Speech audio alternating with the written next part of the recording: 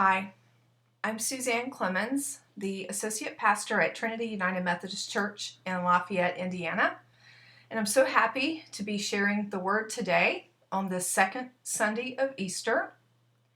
Our scripture for today is from the Gospel of Luke, chapter 24, verses 13 through 35, and I'll share that with us now. Now that same day, two of them were going to a village called Emmaus, about 7 miles from Jerusalem. They were talking with each other about everything that had happened. As they talked and discussed these things with each other, Jesus himself came up and walked along with them, but they were kept from recognizing him. He asked them, "What are you discussing together as you walk along?" They stood still, their faces downcast. One of them, named Cleopas, asked him, "Are you the only one visiting Jerusalem who doesn't know the things that have happened there in these days?" "What things?" Jesus asked. "About Jesus of Nazareth," they replied. "He was a prophet, powerful in word and deed before God and all the people. The chief priests and our rulers handed him over to be sentenced to death, and they crucified him.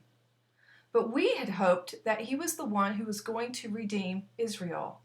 And what's more, it is the third day since all this took place. In addition, some of our women amazed us. They went to the tomb early this morning, but they didn't find his body. They came and told us that they'd seen a vision of angels who said he was alive. And then some of our companions went to the tomb and found it just as the women had said, but they did not see Jesus." He said to them, "How foolish you are, and how slow to believe all that the prophets have spoken. Did not the Messiah have to suffer these things and then enter into his glory?" And beginning with Moses and all the prophets, he explained to them what was said in all the scriptures concerning himself. As they approached the village to which they were going, Jesus continued on as if he were going further. But they urged him strongly. "Stay with us," they said, "for it's nearly evening, the day's almost over." So he went in to stay with them. When he was at the table with them, he took bread, gave thanks, broke it, and began to give it to them. Then their eyes were opened and they recognized him, and he disappeared from their sight.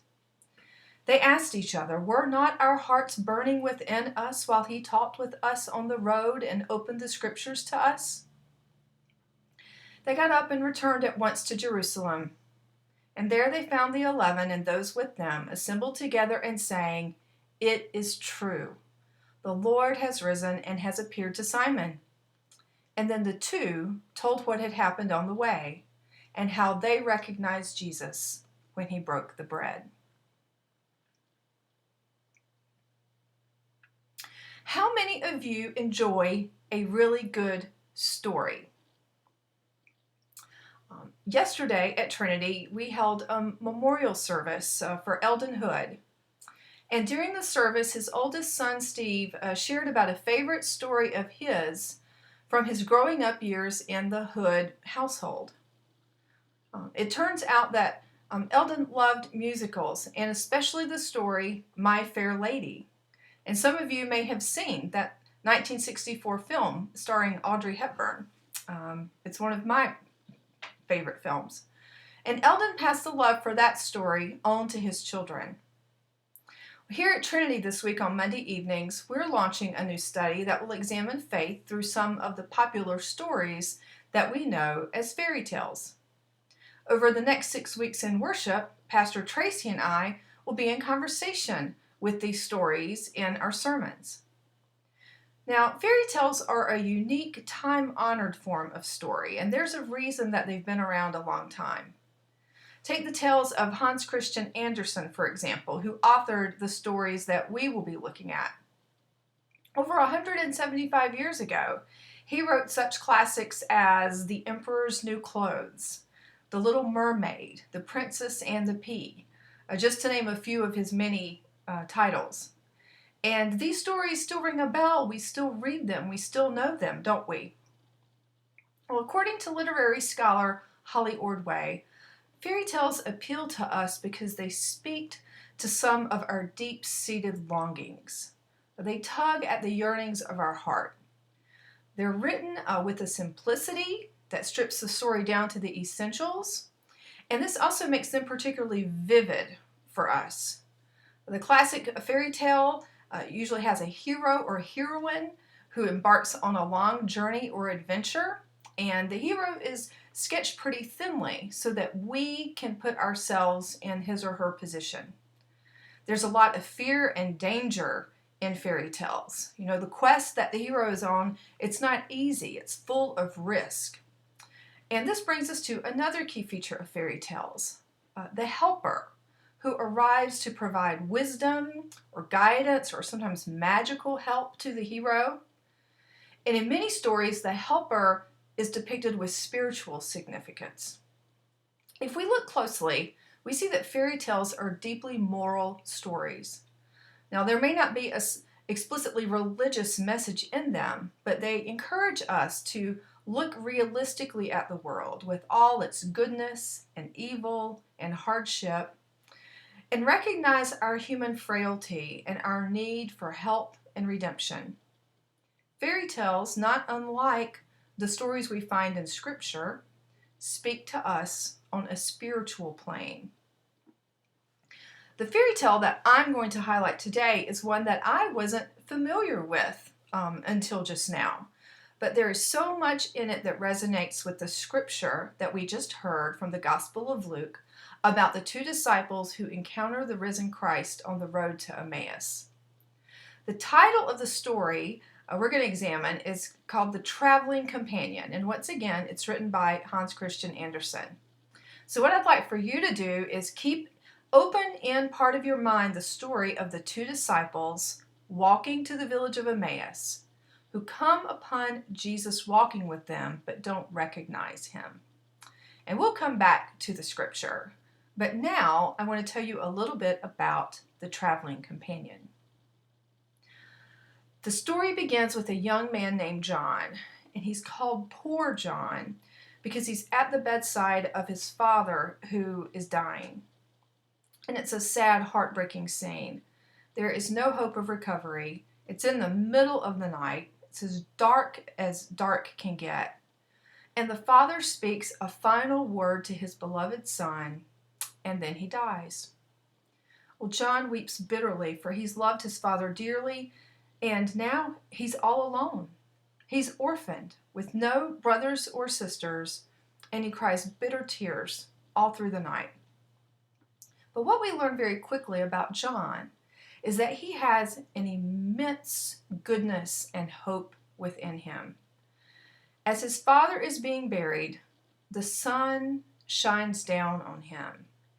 He can hear the beauty of the birds singing around him. He thinks about his father in heaven, and this brings him joy.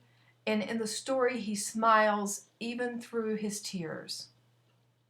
Well, the very next day after the funeral, he sets out all alone into the big wide world with everything he owns in a knapsack and the little money that he has in his pocket. The first night on his journey, he sleeps on a haystack under the moon. The next day is Sunday, and he hears church bells ringing, and he finds a church, delighted to go inside and recite the psalms and sing the hymns. In the cemetery outside the church, he sees overgrown graves that remind him of his father, so he stops to weed and tend the graves. Outside the church is an old beggar who John takes pity on and gives him some shillings of his silver, and this makes John feel happier and freer than he's ever felt before. He goes on his way, and in the next village encounters a storm with rain and lightning. Well, and he finds another church here for shelter. And just so you're keeping track, this makes 3 churches that John has already visited. So we kind of get the sense here that John is someone who is very close to God. Well, upon going inside this church, he sees a coffin in the middle of the room with a dead man inside. And then there's a disturbing scene. There are two angry men by the coffin talking about throwing the man's body outside the church. John approaches them and learns that the men are mad because the dead man owed them money. And without skipping a beat, John offers to give them all the money he has if they will let the dead man rest in peace. Well, the two men agree readily. They take his money and then laugh at him on the way out at what they perceive as his gullibility. Well, the very next day, as he continues on his journey, John encounters a man who's also going out into the big wide world, and he asks John if he can join him, and John says yes. So the two journey together, encountering many adventures together, and all along the way, John is captivated by the beauty of God's creation, which consistently moves him to tears. John is able to see everything through eyes of hope and love. Well, finally, John and his traveling companion come upon a large city with a splendid marble palace, and they encounter the most significant adventure of them all. An adventure that includes danger, suspense, and evil. All those elements that we expect in a good fairy tale. And I don't want to give away too many spoilers for those of you who are planning to read the story and haven't been able to do that yet. And given what we already know about fairy tales, I bet you can guess how the story ends. Yeah, the main characters will end up living happily ever after. I mean, that's a given, right? But I hope it's also not too much of a spoiler to tell you that the traveling companion ends up saving John's life. At the very end of the story, the companion tells John that he's going to have to go and continue on his travels, although John begs him to stay. And John finally sees the companion's true identity. He's the dead man in the coffin, for whom John sacrificed all that he had in order to assure his peace. In his resurrected state, the traveling companion has restored the order of all things, and as soon as John recognizes him, he vanishes. The companion in the story, as I'm sure you figured out by now, is a Christ figure. He's a resurrected figure who travels with John in an unrecognized state, guiding and helping him on his journey, saving his very life. And it's also worth noting, I think, that John and the traveling companion are headed in the same direction. In the gospel story of the walk to Emmaus, Jesus comes up to the two disciples who have left Jerusalem, and they don't recognize him. And though Jesus is walking along beside them, Jesus wasn't heading in that direction because he wanted to go to Emmaus too. He's actually there to intervene on their journey. Because you see, the disciples are so distraught and discouraged about Jesus' death and all that's happened in Jerusalem that they've given up. They're escaping to Emmaus. They've had enough. They just can't cope with it anymore. And in heading to Emmaus, they're walking away from Jerusalem. They're walking away from the place of their faith. And Jesus meets up with them on their journey. Father Ronald Rolheiser, in his powerful interpretation of the walk to Emmaus, he says that if he could pick just one scripture to sum up the faith situation of most Christians today, it would be this passage. So many of us, he says, are in that space between Good Friday and Easter Sunday. We're on the journey, but we're discouraged. And we can't see Jesus walking beside us. As he states, a sense of the resurrection has not yet illumined our imaginations that we can recognize the God who's walking beside us. The disciples can't grasp the cross. They don't understand how God can exist in the midst of the humiliation and suffering that they've witnessed. They can't get their minds around this, and they tell Jesus as much. We thought Jesus was going to be our Redeemer, they say. And Jesus, well, he listens, but then he intervenes in an attempt to restructure their imaginations. How foolish you are, he tells them. And he continues to tell them yet again who he is and what his purpose is. As Rollheiser explains, the cross is the deep secret to all of our understanding, but it's not a hidden secret. Jesus never tries to hide the secret. It's simply a truth that can be hard for us to grasp. And this truth, in Rollheiser's words, is that in giving love away in total self-sacrifice, at the cost of humiliation, brokenness, and death, we ourselves come to what's deepest and fullest in life. God's vulnerability, which the cross invites us into, is a power for community with God and with each other. How many of us want a God who makes himself known with bold, decisive action, who stomps out evil and suffering, who kills off all the bad guys? But that's not who God is and how God works. God does not threaten or coerce or use guilt or force to manipulate the order of things. God is not an avenger, nor is God even a rescuer. God never overpowers. God is all patience, willing to endure all things. God's power is different than the world's power. It's a power born out of vulnerability and mercy and forgiveness. And it's the only power that can absorb the ugliness and sin and violence of the world, not giving it back in kind, but instead absorbing it and transforming it into something new and pure and good. So we can understand why the disciples couldn't recognize the risen Jesus. A crucified Christ simply couldn't fit their understanding. Their imagination, their vocabulary of faith needed expanding.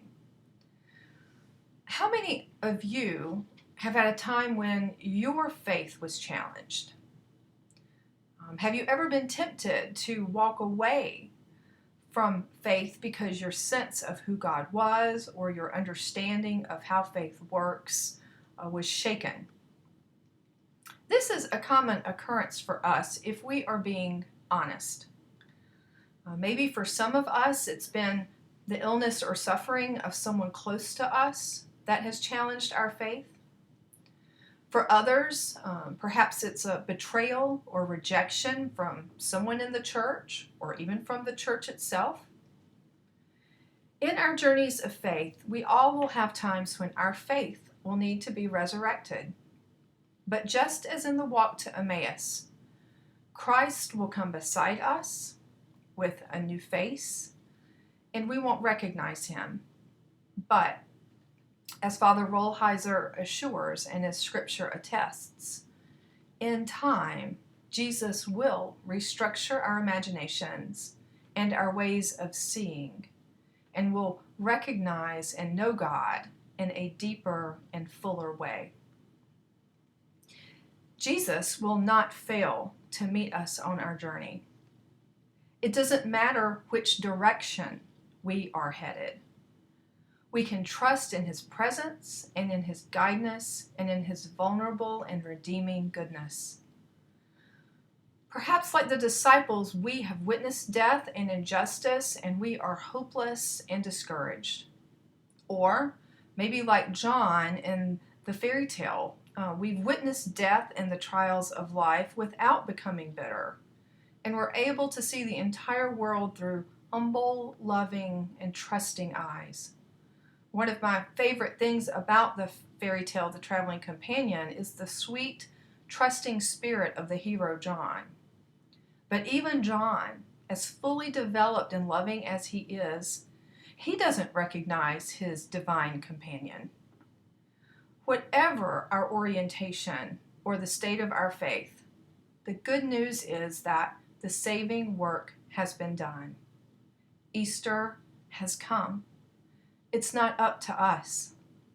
Whether we recognize Jesus or not, He will walk with us and restructure our imaginations to share in His vulnerability, His mercy, and His grace.